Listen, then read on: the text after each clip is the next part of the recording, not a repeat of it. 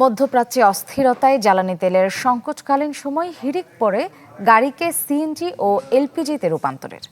এ সময় রূপান্তর হয়েছে শতকরা 10 থেকে 15% যানবাহন।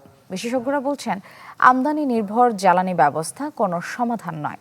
টেকসই করতে এ খাতে প্রয়োজন জ্বালানি সার্বভৌমত্ব। সাজ্জাদুল হকের প্রতিবেদন। গাড়ি নেওয়ার পর 1 বছর তেলেই চালিয়েছেন বেসরকারি চাকরিজীবী উত্তম দত্ত। জ্বালানি সংকট আর খরচ সাশ্রয়ী করতে সিএনজিতে রূপান্তর করেন গাড়িটি। আর সেই সিএনজি সংকটেই এখন ঘন্টার পর ঘন্টা কাটছে রাস্তায়। তেল আপনার না পাওয়ার কারণে এটাকে আমি গ্যাসে কনভার্ট করি। গ্যাসে কনভার্ট করার পরে এখনকার দেখছি গ্যাসের সমস্যা, গ্যাসও পাচ্ছি না। আমরা দৈনিক 7-8 ঘন্টা সিরিয়াল থেকেও গ্যাস পাচ্ছি না। শুধু উত্তম দত্তই নয়, সংকটের এই সময়ে গাড়ির জন্য বিকল্প জ্বালানি খোঁজার সংখ্যাটাও কম নয়। সিএনজির পাশাপাশি লিকুইড পেট্রোলিয়াম গ্যাস, এলপিজির রূপান্তর করছেন কেউ কেউ। কিন্তু এই রূপান্তর সমাধান আনতে পারেনি যানবাহনের জ্বালানি খাতে। বাংলা কিউআর, যেখানে নগদ পেমেন্ট সেখানে। সারা দেশে 10 লাখেরও বেশি মার্চেন্টে নগদে পেমেন্ট করুন খুব সহজে।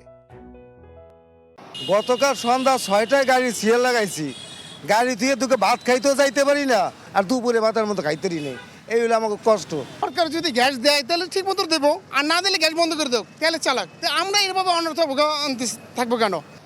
সিএনজির তুলনায় এলপিজি রূপান্তরের পরিমাণ শতকরা 65 থেকে 70%। আর এই রূপান্তরের তুলনামূলক খরচ ধরন ভেদে 5 থেকে 10 হাজার টাকা বেশি। গড়ে খরচ হয় 1 লাখ থেকে 1.5 লাখ টাকা পর্যন্ত। একটা 1500 সিসির গাড়ি যদি আমরা সিএনজিতে কনভার্সন করি, এটা 60 লিটারের সিলিন্ডার দিয়ে আপনার কনভার্সন কস্ট হয় 1,05,000। ধরেন বড় গাড়ি হলে যখন সিসি বাড়বে তখন কনভার্সন কস্টটা বাড়ে আর কি। বিপিসির তথ্য বলছে, বর্তমানে দেশে মোট পেট্রোলিয়াম জ্বালানির প্রায় 92%ই আমদানিকৃত। এমন পরিস্থিতিতে জ্বালানি নিশ্চয়তায় যানবাহনে সিএনজি বা এলপিজি ভবিষ্যতে কতটুকু স্বস্তি মিলবে, তাই নবায়নযোগ্য জ্বালানির গুরুত্ব তুলে ধরলেন এই বিশেষজ্ঞ।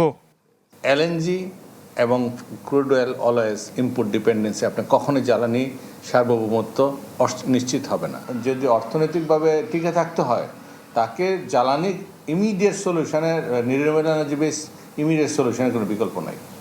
বর্তমানে দেশের সড়কে চলছে অন্তত 20টি ব্র্যান্ডের গাড়ি, যার মধ্যে 70%ই টয়োটা ব্র্যান্ডের।